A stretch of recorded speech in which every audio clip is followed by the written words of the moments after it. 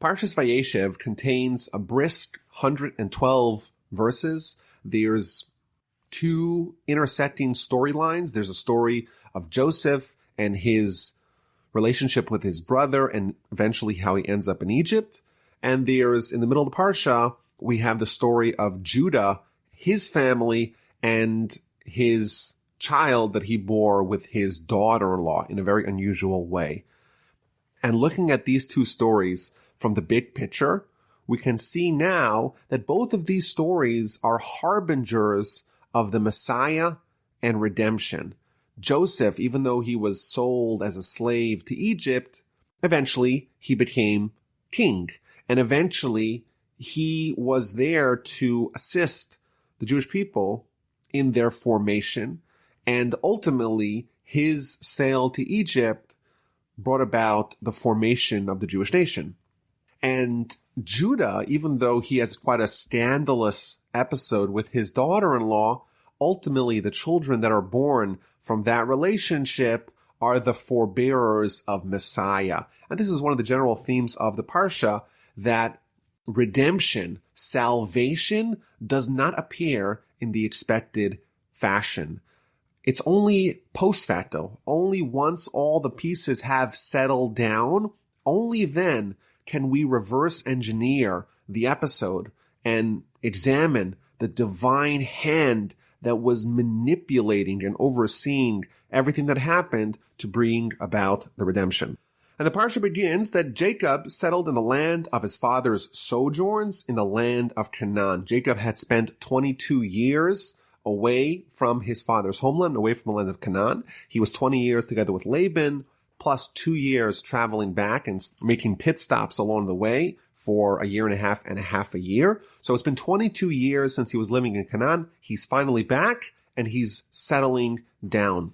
Rashi tells us that the fact that Jacob wanted to settle down is a little bit of a problem because he's, after all, a tzaddik, he's righteous, and righteous people are never supposed to be complacent. They're never supposed to feel like they have overcome their obstacles.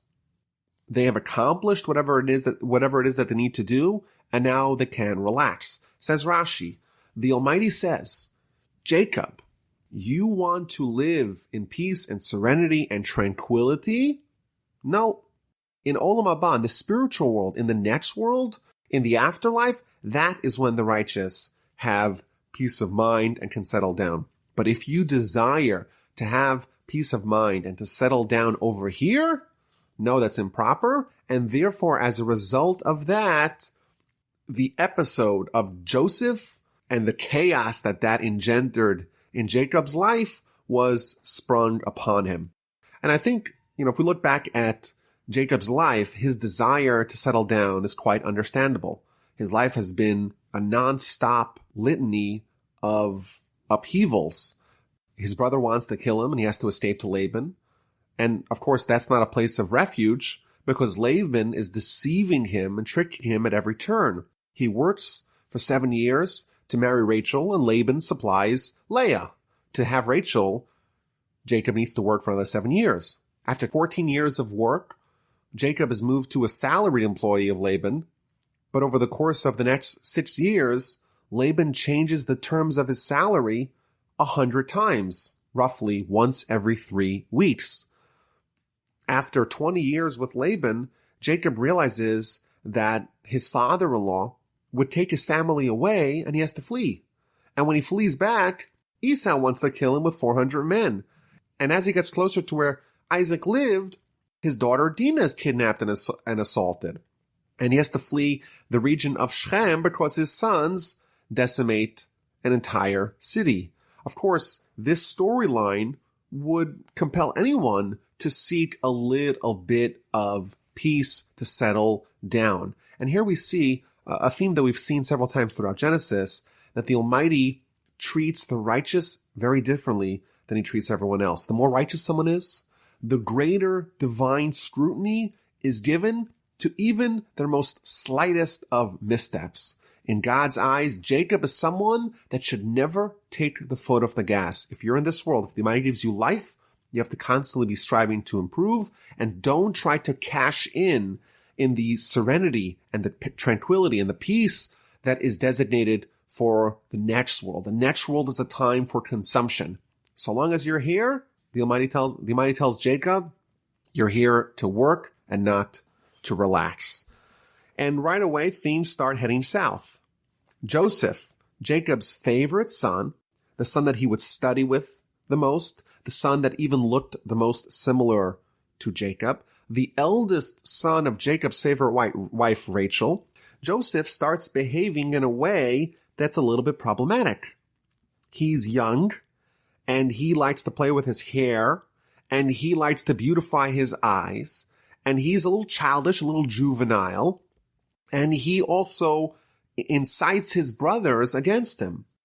Jacob had 4 wives, 2 primary wives and 2 secondary wives, and Joseph was involved in causing all kinds of friction between the brothers. He would bring the reports back to his father. He would give his father evil reports against his brothers. The brothers are sinners, he would tell Jacob. They ate a limb from a living animal. They belittled the sons of the maidservants, the 4 sons of Bilhah and Zilpah. They would call them slaves. They're guilty of sexual misconduct. And he would be a snitch. And of course, that irritated the brothers. But in addition, because Jacob had such a love and a favoritism even for Joseph, he went out of his way to show that to him. And he even made this special woolen tunic that he gave to Joseph and Joseph alone. And that was an object of their brothers' disdain for Joseph. The brothers saw that it was he whom their father loved most of all his brothers, so they hated him, and they could not speak to him peaceably. The commentaries have a discussion. Did Jacob make a mistake by showing favoritism to Joseph over the rest of his brothers? This is an interesting question. As parents, we have to show love to our children, but maybe it's a problem if we favor one child over the other child, because that could create enmity between the 2 children. Some of the commentaries seem to find a mistake in Jacob's practices. Others say, no, he didn't make a mistake. But regardless, even if he did make a mistake, he was gravely punished for him. And I think it's also interesting, if we look a little bit later on, at the end of Genesis, we see interactions that Jacob has with Joseph after this whole imbroglio of the brothers selling Joseph as a slave, as will happen in this week's Parsha. When Jacob, after this event has happened, when he has to interact with his sons, he does not show favoritism to Joseph. So I think regardless of how we see this initial treatment of Joseph vis-a-vis the rest of the brothers, what is clear is that Jacob learned his lesson later on in the Torah. When Jacob has to relate to Joseph, he does not show him any favoritism. He treats him like everyone else. The brothers are rankled by Joseph, and they cannot speak favorably of him. They don't speak about him peaceably. Rashi points out that this is an indirect compliment of the brothers. They were not two-faced. They were very direct in their hatred, in their animosity towards Joseph, and they didn't treat him with a pleasant smile to his face and speak negatively behind his back. They were the same in their heart as they were in their mouth. There was no discrepancy between how they really felt towards him and how they treated him, which is a compliment that they weren't two-faced. But all this comes to a head when Joseph has a series of dreams. In the first dream, he sees him and his brothers, and they're bundling bundles of wheat in the field, and he tells this dream to his brothers that his bundle arose and stood erect, and your bundles, the sheaves that you had gathered, they bowed down before me. Joseph is implying with this first dream that Joseph is going to stand up tall. He's going to be like a king. And the brothers are going to bow down before him. They're going to submit themselves to him, that he's going to lord over them. And this only increases the disdain that the brothers have for him. Are you going to be a king over us? Are you going to dominate us? And they hated him even more because of his dreams and because of his talk. And then Joseph had a second dream. In this dream, it wasn't Joseph's bundles versus the bundles of the brothers. It was Joseph himself, and there were 11 stars representing his 11 brothers, the sun representing his father, and the moon representing his mother, and they were all bowing down to him. He tells over this dream to his father and his brothers, and his father scolds him and says, "Is this a real dream? After all, didn't your mother, Rachel, already pass away in last week's Parsha? It's not possible that the moon, meaning your mother, will come bow down before you, because after all, she has passed. And therefore, the dream is nonsensical."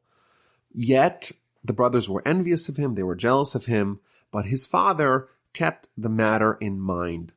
Jacob, as a skillful parent, recognized that these dreams, which could be interpreted as megalomaniacal, Joseph has these visions of grandeur, of monarchy, of lording over his brothers. This could cause tension and hatred between the brothers. And therefore, even though Jacob secretly believed that this indeed was likely to happen, or that there was some element of truth in what the dream is foreshadowing, that the dream indeed is a portent to future events, still, publicly, when the brothers were there, he disregarded it so that they should not hate him for it, so that he would keep the tensions at bay. And as we've mentioned previously, every time in the Torah that there is a dream, it is indeed prophetic. The Talmud in the book of Brachos tells us that even today, when we have dreams, there is a small element of truth in those dreams, a small element of prophecy in the dreams, even though the majority of the dream can be nonsensical. Joseph has a dream, and the dream indeed is portending to events that are going to happen in next week's Parsha. Joseph will become a king, and the brothers will bow down before him. As a general rule, the proportion of reality that is going to be conveyed to us in our dreams are the same proportion of how spiritually inclined we are during the day. The more someone's involved with Torah and truth, the more truthful their dreams are. So, for example, my grandfather told of the story that in the yeshiva that existed in Lomza in Poland, there was a major fight that broke out, and it even resulted in fist fights in the Beis Medrash and the House of Scholarship. And in middle of the whole fight, the Chafetz Chaim, who was the greatest sage of the time, arrives into the door and clarifies the matter and settles the dispute. And the question was asked to him, how did the Chafetz Chaim, who was in Radin, far away, how did he know that there was some sort of huge dispute going on in Lomza at the time that he arrived just in the nick of time to settle the matters? And he told them that his son-in-law had a dream that there was a fire in Lomza. And right away, the Chafetz Chaim understood that there was something going on in the yeshiva, and quickly he headed out towards the yeshiva to go settle the matter. Rabbi Tzadok HaKohen, one of the Hasidic giants of the 19th century, actually wrote a book containing all of his insights in all of the parts of the Talmud that he came up with in the middle of his dreams.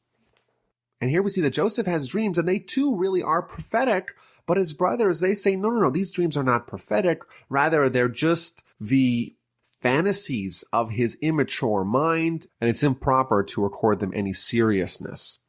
Now, it's interesting, the word that the Torah uses to describe Jacob anticipating the matter is aviv shamar et hadavar. He guarded it, meaning he anticipated the opportunity to fulfill it. In the Torah, the term that we use for observing the Torah, observing the mitzvos, is to guard, or shomer, to shamar, to guard the matter. And here we see a definition of guarding the matter means to anticipate and await the the opportunity to fulfill it. When we talk about observing the Torah, what it means is not only to observe it when it's feasible, but also to anticipate and await the time to fulfill it when it's not. The proper way to study Torah is to study it always with the intention of trying to fulfill it should the opportunity arise. My grandfather used to give an example. There was a man who was studying the portion of the Talmud which lauds someone who loans a poor person in their time of grave need.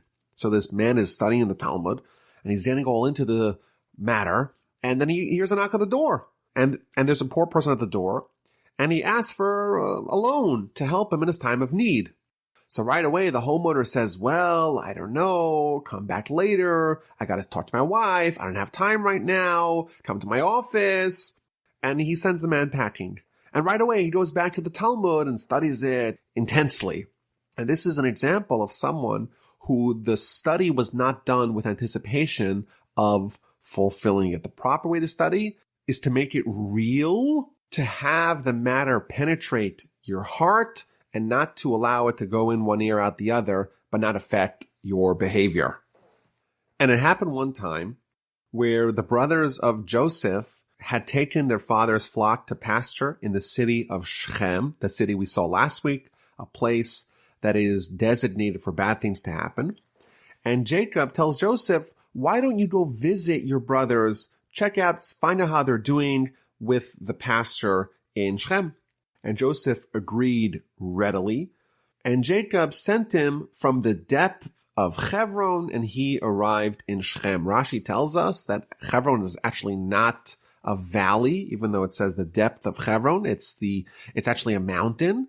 Rather, what the verse is referring to, that there's something very deep going on over here. And Rashi invokes the covenant between the parts that happened in chapter 15 of Genesis, where God told Abraham, you should know surely that your descendants will be foreigners in a foreign land. They'll be enslaved for 400 years. And the deep planning is now being brought to fruition, where Joseph is going to end up in Egypt, and eventually the whole family will end up there and the whole nation will be there. And the depth of Hebron refers to the deep planning to fulfill the promise that God made to Abraham, who is buried in Hebron. And Joseph is looking for his brothers, and a man sees him. Rashi tells us that this man is the angel Gabriel, who was trying to send a message to Joseph to intercede, that he should realize that the brothers have very nefarious plans with him. The man asked him, well, what are you looking for? I'm looking for my brothers. Where are they? The man says to them, they have journeyed on from here, implying that they are no longer viewing you with the love of brotherhood and kinship. I heard them say, that let's go to Dosan. So Joseph finds them in Dosan. Rashi points out that they're really looking for a pretext to kill you. And the angel, is trying to hint to Joseph that it's quite dangerous for you to go visit your brothers. Joseph goes nonetheless. They see him from afar. And when he had not yet approached them, they conspire to kill him. They said, look, there's the dreamer. Joseph is coming. Let's come and kill him and throw him into one of the pits. And then we'll say a wild beast devoured him, and we'll see what will happen with his dreams.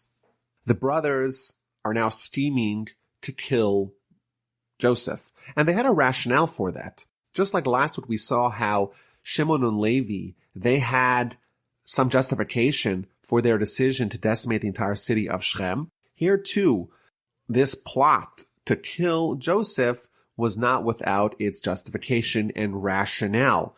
And they theorized Joseph is sending all these bad reports to Jacob about us. And you remember what happened last time Jacob cursed someone? He cursed Rachel, and Rachel died as a result of Jacob's curse.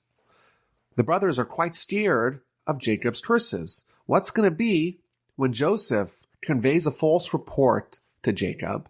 Jacob curses us as a result. We're all going to die. Ergo, Joseph is trying to kill us. And the law is that if someone's trying to kill you, you kill them first. They are what's called a halachic pursuer. Joseph is pursuing us, trying to kill us. Therefore, we have to kill him before he kills us. That was their calculation. We're going to kill him and throw him into the pit and tell Jacob that he was killed by some rogue animal. And then we shall see what will become of his dreams. Rashi tells us that this last line of verse 20 is actually God speaking. It wasn't the brother speaking sardonically. Then we'll see what will happen with his dreams. Rather, it's the Almighty speaking. You think you could stop the plan that I've put in place? No. We will indeed see how his dreams will be borne out. This is, of course, a very unlikely path for how the Jews are going to end up in Egypt and ultimately proliferate into an entire nation. The brothers, they're scheming to kill Joseph, but God is saying, we will see indeed what's going to happen with his dreams. Reuben hears this, and he rescues them. And he says, no, we can't kill him mortally. Shed no blood. Throw him into this pit, into the wilderness, but don't touch him with your hand. And Reuben was intending to rescue him from their hand, to return him to his father. So they listened to Reuben. Joseph arrived. They stripped him of his tunic. According to the Midrash, they stripped him of all his clothing, and they threw him into the pit. The pit was empty. There's no water in it. Rashi tells us there's no water in it, but there are snakes and scorpions in it. And this is kind of interesting. Reuben is trying to save Joseph. We shouldn't shed his blood. We shouldn't lay a hand on him. Instead, we should throw him into the pit. Well, what's in the pit? There ain't no water. But you know what there is in there? There is snakes and scorpions. It seems kind of odd. If Reuben's trying to save Joseph, why doesn't he actually save them?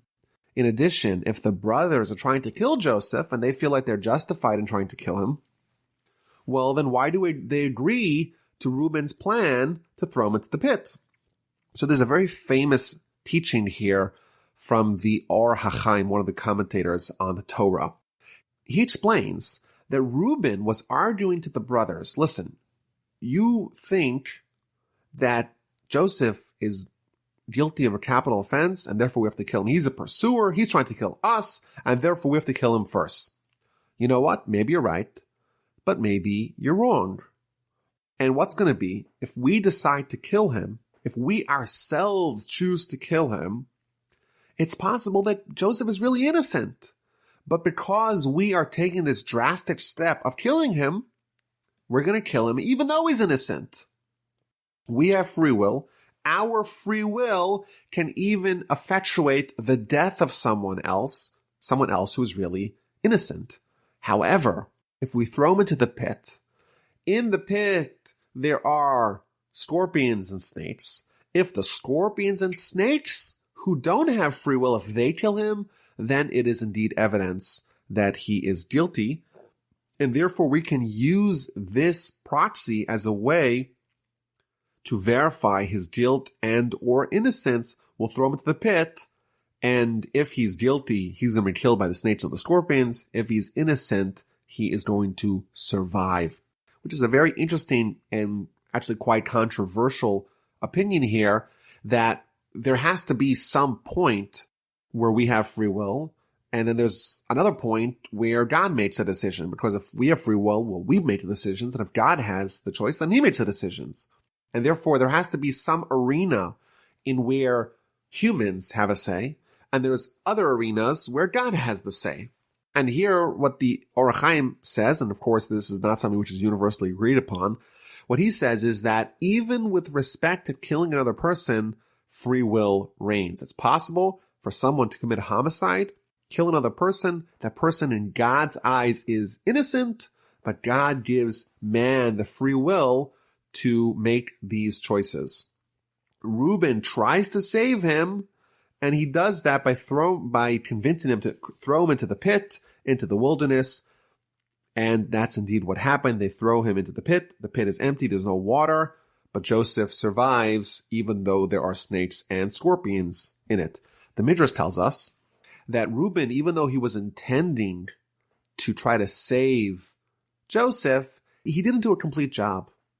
He should have placed Joseph on his shoulders, told the brothers, if you want to kill Joseph, you have to kill me first, and marched him out of there to his father. Reuben made a misstep by not completing what he had started. He had began in the effort of trying to save Joseph, and he stopped before Joseph was totally saved. Meanwhile, Joseph is in the pit, and the brothers are there near the pit, and they see a caravan of Ishmaelites, of Arab merchants, traveling on their way to Egypt. Their camels contain all these spices, balsam, lotus. And Judah pipes up. And Judah says, are we really going to kill our brother and cover up his blood? I have a better solution. Instead of allowing Joseph to be killed in the pit, let's sell him as a slave to the Ishmaelites. Let our hands not be guilty of killing him. After all, he's our brother. He's our own flesh. And the brothers agreed. They sold Joseph as a slave in exchange for 20 pieces of silver to the Ishmaelites. The Ishmaelites eventually sold him again, and he was sold again, and eventually Joseph is sold to Egypt. Sometime later, Reuben returns to the pit. He had come back to rescue Joseph, and he finds that the pit is empty. Joseph is not there, and he realizes that something really terrible has happened. The brothers take Joseph's tunic. They slaughter a goat. Rashi tells us the goat has blood which is similar to the blood of a human. They dip the tunic in the blood, and they send it to their father, to Jacob. We found this, they tell him. Identify, if you please, is this your son's tunic or not? Jacob recognizes it. He says, my son's tunic, a savage beast devoured him. Joseph has surely been torn to bits. Jacob tears his garments in mourning. He sits in sackcloth, and he is totally inconsolable no matter what his children try to do to brighten Jacob's mood. He mourns incessantly. His father bewails him, and eventually the chapter ends where Joseph is sold to Potiphar, one of Pharaoh's ministers, the chamberlain of the butchers in Egypt. So there's a few things to point out in this episode. The first unusual matter here is that the Torah tells us that the caravan of Ishmaelites were carrying spices, balsam, and lotus. This seems like a very trivial bit of information that the Torah finds it necessary to tell us the cargo of the caravan that bought Joseph as a slave. Rashi tells us something quite surprising. Why did Scripture tell us the cargo of the caravan that carried Joseph? To tell us the reward of the righteous. Because normally, the Arab merchants, all they carry is foul-smelling items. And here, we see that they're carrying spices. And this shows us the reward of the righteous, meaning the reward of Joseph, that he should not have the unpleasant smell when he descends to Egypt. But this is, of course, very surprising. Joseph was just betrayed by his own flesh and blood. His own family members sold him as a slave. He's heading out to the unknown. He was not treated like a Jewish slave. I'm sure he wasn't given the pillow and a blanket. He was treated probably very harshly. And here Rashi tells us that this is reward for the righteous, that they get to smell the wonderful perfume on the way down to Egypt. If you were to ask Joseph, I'm sure he wouldn't be thinking at all about what it smells like. He must be terrified. He must be humiliated. He must feel betrayed that his own brother sold him as a slave. What is the meaning behind this idea that the Torah highlights the pleasant smells that Joseph was able to enjoy on his way down as a slave in shackles to Egypt?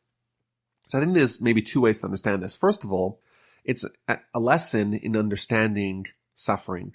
We believe when someone suffers, it is from God, it is purposeful, and the exact amount of suffering is taken into account by God. Of course, what the caravan smelled like was very, very low on the matters that Joseph was concerned with when he was sold as a slave to Egypt. Of course. But Joseph did not need to have that level of suffering. The small iota, which was the bad smell, Joseph didn't need to have, and therefore he didn't have it. For whatever reason, the Almighty decided that Joseph needed to suffer, but he didn't suffer a single smidgen more than what was exactly perfectly measured by God, which was necessary. And I think maybe there's another way to look at it, especially in light of the greater theme of the Parsha, that the Almighty is orchestrating Joseph's ascent to kingdom in Egypt.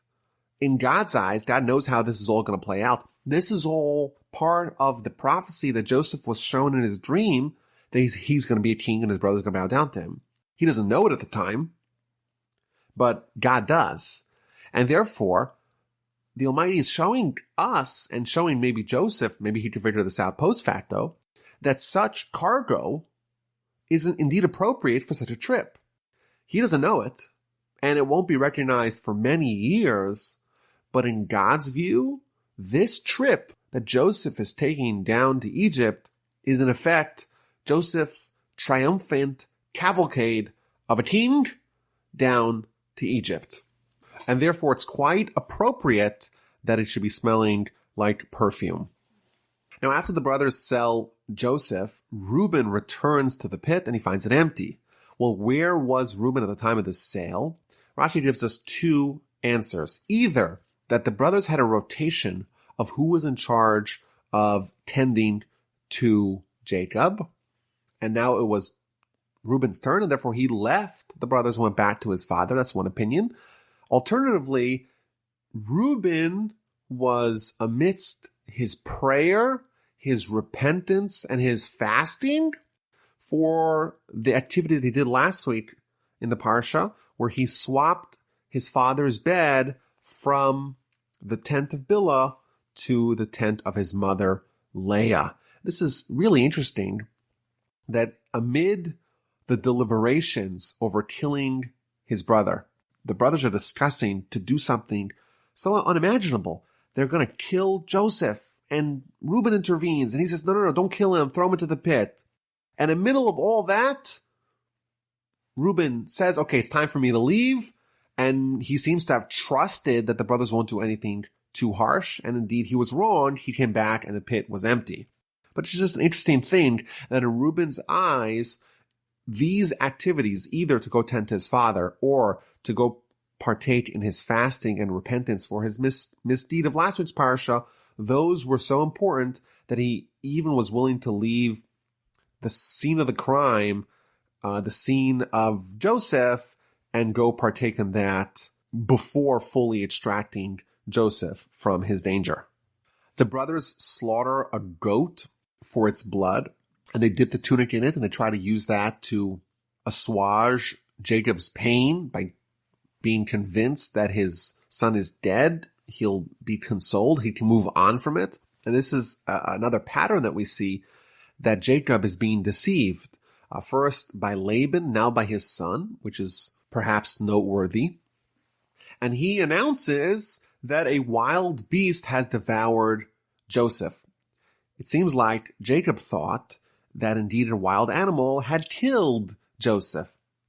And it seems like if we were to read this verse without looking at Rashi, it seems like Jacob's diagnosis was totally wrong. No, there was no animal that had devoured Joseph. Joseph is still alive. He's being duped into thinking that an animal had devoured Joseph. But in reality, Joseph was okay. Maybe he was in a bad condition, but he was okay. Rashi says something really interesting. Jacob had a flash of prophecy. There was indeed a wild beast about to devour Joseph, not an actual wild animal, but very soon Joseph is going to have to contend with the seductions of the wife of Potiphar, of his master's wife, which is going to try to devour him spiritually like a wild beast. Jacob is sure that his son is gone, and no one tells him otherwise. And indeed, for the next 22 years, the exact number of years that Jacob was away from his father, Joseph is going to be away from his father, Jacob. For the next 22 years, Jacob will be in the dark. The sons of Jacob know. The Almighty, of course, knows. Jacob's father, Isaac, who is still alive, he also knows that Joseph is alive, but no one tells Jacob. The brothers, of course, don't tell Jacob for obvious reasons. He would be very disappointed if he finds out that his own sons sold Joseph as a slave. Isaac doesn't tell Jacob because God doesn't tell Jacob. But why does God not tell Jacob? So maybe there's a few answers to that question. Rashi tells us that the brothers made a ban, an edict against telling Jacob. They were going to curse whoever went against this blood pact. And they included God in that ban. And God indeed obeyed, and he didn't reveal it to Jacob. This is kind of interesting. Maybe this is another instance where free will is going to override divine decree. The other commentaries tell us that all this needed to happen in order to facilitate the completion of God's master plan to pivot the people to Egypt and fulfill the promise to Abraham at the covenant of the parts that his children will be foreigners in a foreign land. Had Jacob known that Joseph was sold as a slave to Egypt, he would have turned over the world to go rescue him, and then all the future events could not have happened. And therefore, the Almighty did not reveal it because that would have disrupted the grand plan of getting the Jews down to Egypt. All this pain that Jacob suffers, he's totally inconsolable. For 22 years, he is despondent, he's depressed, he doesn't have prophecy. All that could have indeed been avoided, but it was crucial to be able to go ahead with the steps needed to send the family of Jacob and eventually to found the nation in the land of Egypt. Chapter 38 takes a break from the story and the narrative about Joseph and tells us what happened to Judah after this event. And it was at that time that Judah went down from his brothers. Judah was demoted after the brothers had seen how terribly Jacob had taken the episode of Joseph. They blamed Judah. You told us to sell him. Had you told us to return him to our father, we would have listened to you. And therefore his stature was reduced. He was demoted in the eyes of his brother. And he went and he got married. And he had 3 sons, Onan, and Shelah. And Judah took a wife for his firstborn, and her name was Tamar. And this chapter, I think, is a good example of the Torah not being strictly chronological. Of course, Judah getting married, having 3 children, having his children be old enough to get married, that, of course, is a story of multiple decades, and it intersects in the narrative of Joseph being sold and Joseph arriving in Egypt and what happens to him there. So obviously, it's not chronological. So Judah's eldest son, is married to Tamar, but he was evil in the eyes of God, and God caused him to die. Why was he evil? Because he refused to procreate with his wife Tamar. He would deliberately spill his seed outside of her. Tamar was very beautiful, and he was worried if she would become pregnant, it would diminish her beauty, and therefore he deliberately avoided procreation, and that was evil in the eyes of God, and he died.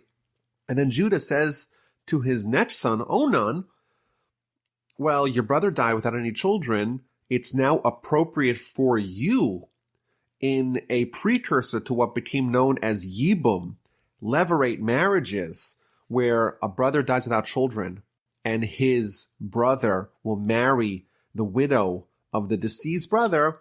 Go marry her, Judah tells Onan, and establish offspring for your brother. But Onan, he too let his seed go to waste on the ground and refused to procreate with his wife, the woman who used to be his sister-in-law Tamar. And therefore he too was evil in the eyes of Hashem, and he too died. So Judah has a daughter-in-law, Tamar, and 2 dead sons, Er and Onan. And now Tamar wants to continue. Well, there's a 3rd son, Shelah. Maybe she can marry him. But in Judah's eyes, this woman is a problem. She's killing all his sons. And so therefore he deflects her. He says, my son Shelah is kind of young. Why don't you wait till he grows up and then I'll give you him to marry? But really that was just an excuse to get rid of her. So he didn't want to allow his 3rd son Shelah to marry Tamar.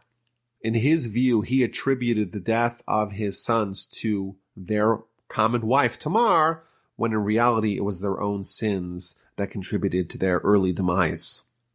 Sometime later, Judah's own wife dies, and our sages find in this death of Judah's wife a little bit of measure for measure, tit for tat, for Judah's own behavior. The Midrash tells us, whoever begins doing a mitzvah, but does not complete it, but does not finish it, they will bury their wife and their sons. Judah began a mitzvah of saving Joseph. He said to them, don't kill him, save him, sell him as a slave, but he didn't complete it. He didn't actually return Joseph to Jacob, and therefore his wife and his sons had to die. And this is measure for measure. Why? When someone starts something but doesn't complete it, then the appropriate punishment is that they should start something else and not be allowed to see it come to fruition. Judah started saving Joseph but didn't finish it. Therefore, God says, you'll start building a family, but you won't get to finish it because your wife and your children will die. And after Judah's wife dies, Tamar, his daughter-in-law, she realizes that this was all a ruse. She's not going to be allowed to marry Shelah. And she's very desirous of having children from the family of Judah and from the family of Jacob. So she takes off her widow's garb. She dresses up as a prostitute, and she sits by the crossroads waiting for Judah to arrive. Judah sees her. He thinks she's a harlot. She covers her face. And they start negotiating on a price for her services. And Judah tells her, okay, I'll give you an animal if you sleep with me. But I don't have an animal with me. You have to trust me. I'll pay you later. She says, sure, but provided that you give me some sort of collateral to ensure that you will actually pay. And Judah gives her his signet ring, the garment that he would use to wrap himself, and the staff. In effect, Judah gave his daughter-in-law that he didn't realize was his daughter-in-law. He gave her 3 items that were easily identifiable with him. They consorted together. She became pregnant. She left. She went back and got dressed up as a widow again. And Judah went along his way. Now Judah wants to recoup his collateral, so he sends one of his people to go give an animal to this prostitute, and they don't find her. And no one seems to know of anyone fitting that description. And Judah's man returns to him empty-handed. There's a woman out there whom Judah spent time with, who now has 3 identifying items to show that she had this relationship with him. And 3 months later, and Judah gets a message. Your daughter-in-law, Tamar, who's really supposed to be waiting to marry your son, Shelah, she must have committed harlotry. She's pregnant after all. 3 months have passed, and now she's showing. And Judah was, I guess, the religious leader of the locale. And he says, take her out and let her be burned. That is what is done to women who behave in such a manner, or at least that's what was done at the time. Let her be burned.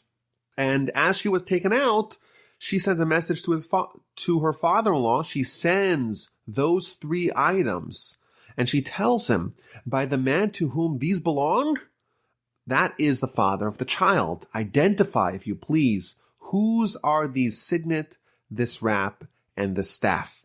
Judah recognized, he says, she is right. It is from me. I didn't give her my daughter Shelah, and therefore she took this drastic action. So a few things over here. First of all, Judah, he was the one who killed the goat to dip Joseph's tunic into it to deceive his father.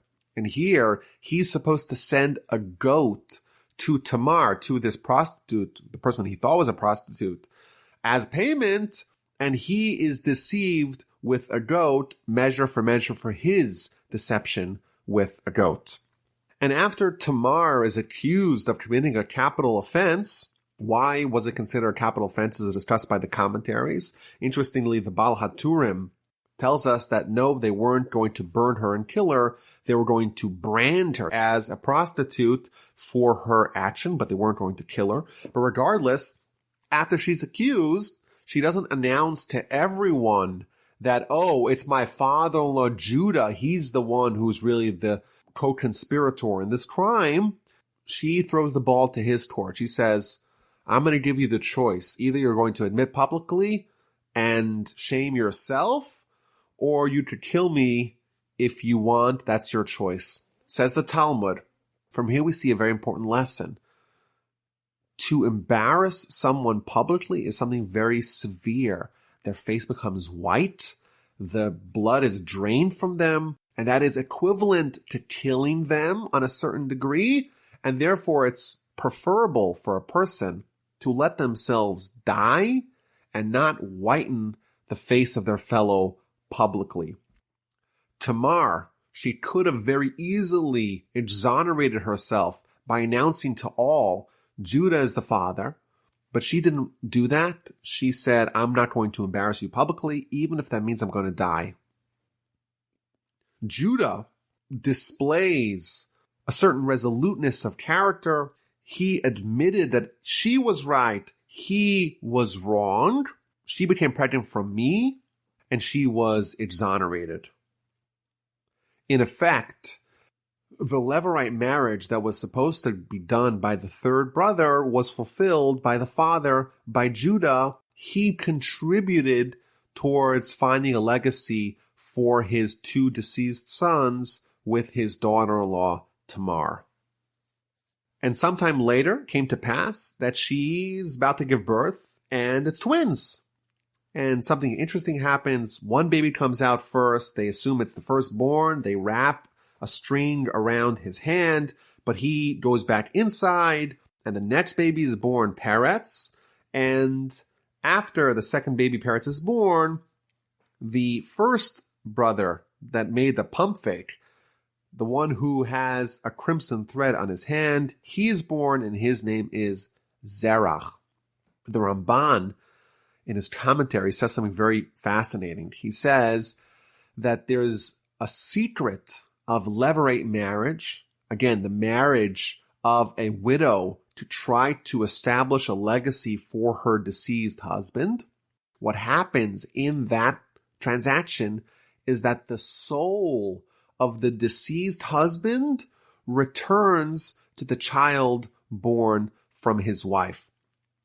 Tamar, she has two deceased husbands, the two eldest sons of Judah, Er and Onan, and therefore there's two souls that need to be perpetuated via the Levirate marriage done by Judah, and therefore she has twins. One of those children has the soul of Er, and one of those children has the son of Onan, and they are able to maintain a certain legacy through this Levirate marriage.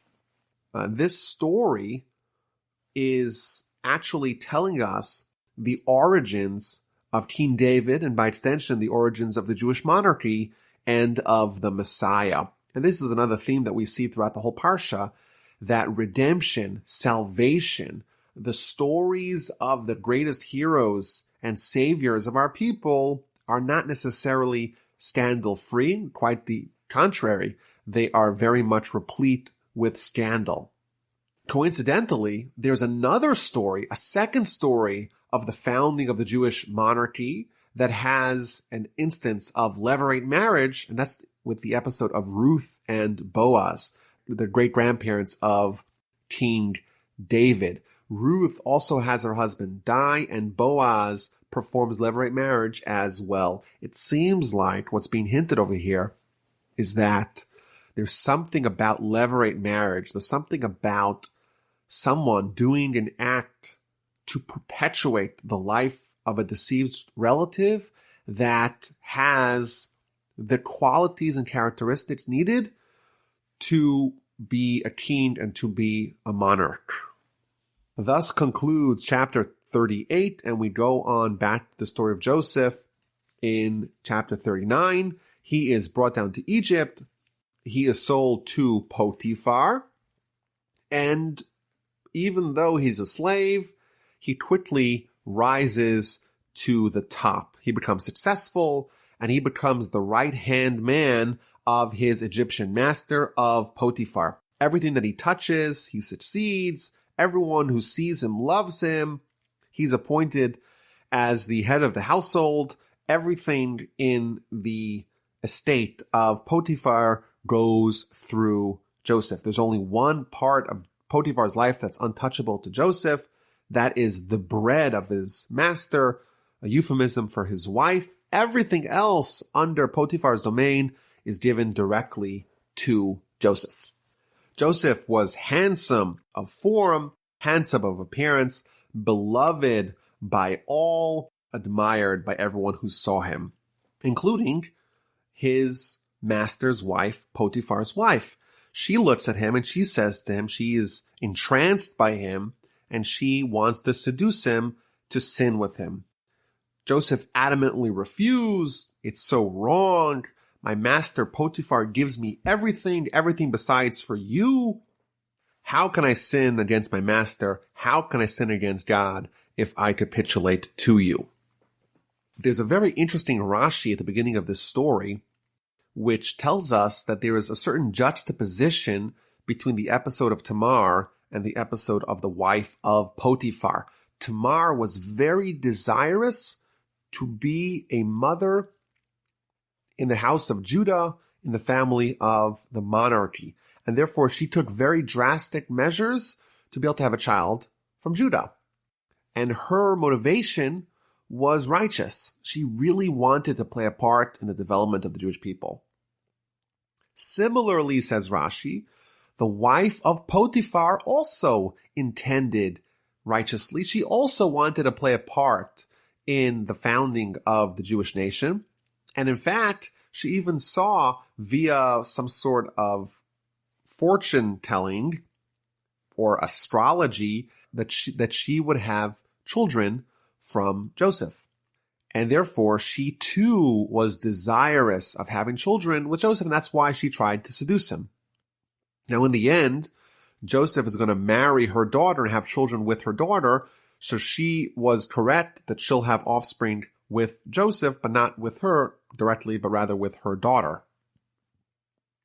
And this is really interesting. We have on one hand Tamar, a great heroine of Jewish history, and she's acting for the sake of heaven to try to build the Jewish people with her actions.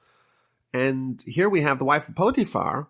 She too seems like she's acting for the sake of heaven, yet in Jacob's unwitting prophecy, she's a wild beast. And she causes tremendous pain to Joseph when he refuses her seductions. Yet we see that it's possible for someone to have righteous intentions, but to behave in a terrible, horrific, cruel, and evil manner. As they say, the road to hell is paved with righteous intentions. Her intentions were noble, her actions were deplorable. And it was, she tries to convince and coax Joseph to sin, and every day he refuses to lie beside her. He refuses to be with her. Rashi says he refuses to be with her in this world. He refuses to be with her in the next world. As we've seen earlier in Genesis, the bind of matrimony is not only a bind in this world, it's a bind for eternity. Joseph is not willing to be bound with the wife of Potiphar for eternity. But there was one day that they were alone in the house. There was no one from the household staff with them. And she grabs onto his garment and she says, "Lie with me, be with me." And in his efforts to escape, she grabs his clothing, she pulls off his clothing, and he's fleeing outside, and he no longer has his clothing with him. And she sees what's happened. She's holding his garment as he's fleeing, and she starts screaming, "Look, this Hebrew man, he came and he's behaving in such a terrible way. He came to lie with me, and he pulled off his clothing. But I called out in a loud scream, and when he heard that I had raised my voice and screamed, he fled and left his garment with me." She turns the whole story upside down. It's not that she is seducing Joseph, it's the other way around, and she starts perpetuating this lie that it was Joseph who attacked her, not vice versa.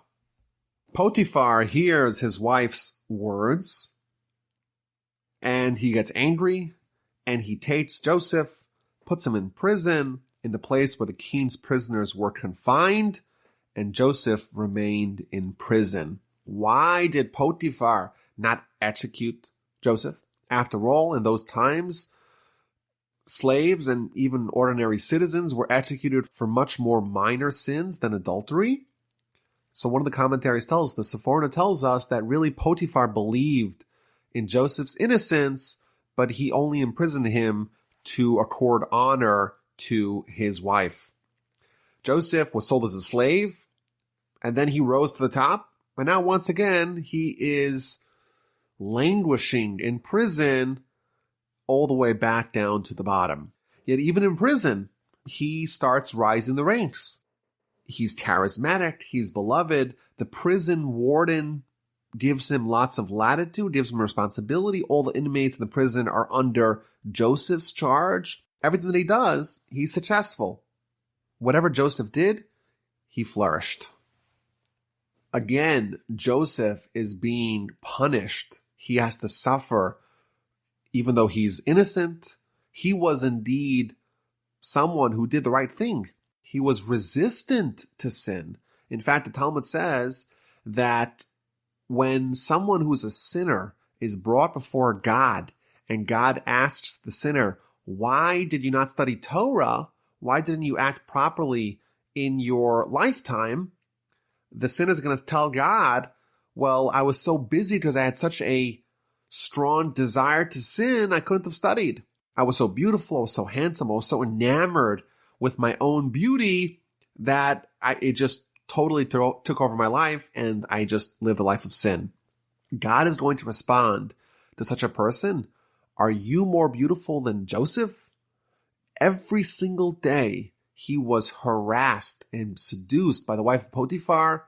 Every day she would switch clothing for him. By day and by night, she would never wear the same clothing. She's constantly trying to seduce him, and he did not yield, and therefore Joseph is going to obligate all the sinners. All the sinners will not have an excuse, because compared to Joseph, their test is more minor, and therefore if Joseph was able to overcome, that shows that it's possible to overcome such situations. Joseph is the paradigm of resistance to sin. And what does he have to show for it? He's once again languishing in prison. And again, at that time, if we just freeze it in place, it seems like Joseph is just being battered again and again. All the terrible things that could possibly go wrong with him. But after the story is over, we see how the Almighty is actually orchestrating his ascent to the throne. Chapter 40 begins with another crime that resulted in imprisonment, where the baker and the cupbearer of the king of Pharaoh, they sin against Pharaoh, and they too are thrown into prison, and they become cellmates with Joseph. Rashi tells us that this is an example of the Almighty intervening to save the honor of the righteous. As you may imagine, when Joseph was imprisoned, there was a huge scandal. There's this slave, and he's trying to seduce this very important noble woman, and he's thrown into prison. And that was, of course, going across all of Egypt. Everyone was talking about that story. And therefore, the Almighty threw a wrench into the news cycle. He created a different scandal to diffuse the attention given to Joseph's alleged misconduct and make people talk about something else, let them focus on the next item on the list and forget about what happened previously. So now we're following three people in prison. There's Joseph, and then there's the cupbearer and the baker. And one night, they each have a dream. Each one of them has a dream, and they also have the interpretation of the other guy's dream. And in the morning, Joseph sees his two cellmates, the cupbearer and the baker. They're depressed. They're sad. They're confused. And he asks them, why are you so downcast today? And they both tell him that we had this dream and we have no way to understand what the message is. And Joseph tells them, why don't you share your dream with me? After all, the interpretations of dreams are in the eyes of God, but maybe I can help you decipher what the message is. So the cupbearer tells Joseph the dream. In the dream, there was a grapevine in front of me.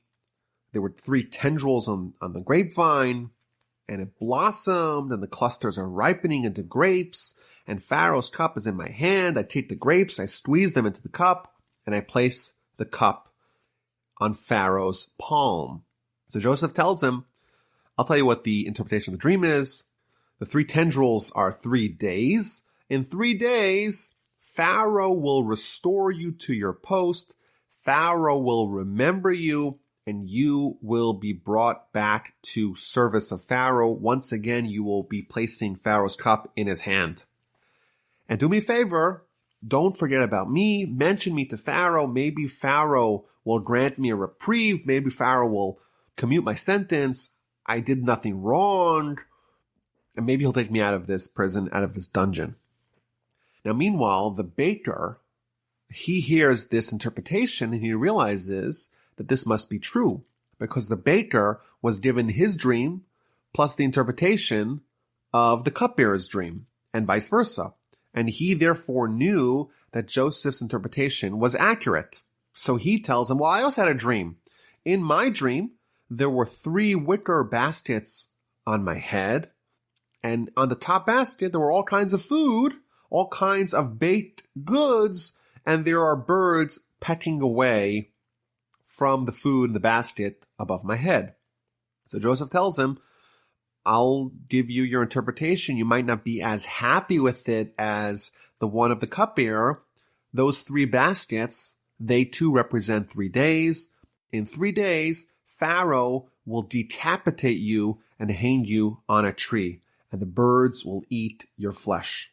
And indeed, it happened. 3 days later was Pharaoh's birthday. He reevaluated the status of all his servants. He restored the cupbearer to his previous role. He killed the baker just as Joseph had interpreted. It's been pointed out that the reason why the cupbearer was restored to his job, whereas the baker was killed, that may actually be a result of their character. How so? The cupbearer, he had his own dream plus a dream of the interpretation of the baker's dream. The baker actually died. And therefore, what happened the next day? The next day, he was sad. Why was he sad? Because his cellmate, his friend, the baker, was about to die. And therefore, he was sad. And therefore, it shows that he was a righteous person because he was sad with the downfall of other people. Conversely, the baker, he had his dream and the interpretation of the cupbearer's dream. Therefore, he knew that the cupbearer was about to be restored to his post. And the next day, he was sad.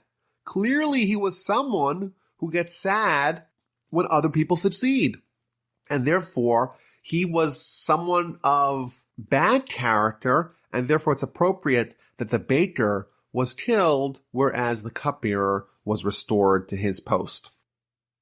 Despite the fact that the cupbearer was indebted to Joseph, and Joseph had made a plea that he bring his case to Pharaoh, he did not remember Joseph. Instead, he forgot about him. Even though he had the opportunity now, restored to Pharaoh's good graces, he could have lobbied to save Joseph. He forgot about him. Rashi tells us Joseph made a miscalculation. Joseph relied too heavily on the cupbearer. He should have relied more on God. Maybe he should have told the cupbearer. He should have mentioned to the cupbearer to go bring this agenda item before Pharaoh, but he relied on it too heavily. As a result, he had to suffer and languish in prison for 2 more years. Joseph began the Parsha. He was a 17-year-old precocious teenager. Maybe he made some poor decisions in how he behaved with respect to his brothers and with respect to his father. He ends the Parsha in a very low state. His brothers sold him as a slave. His master's wife falsely accused him of attempted rape. He's now in jail, in prison, with seemingly no hopes of ever getting out.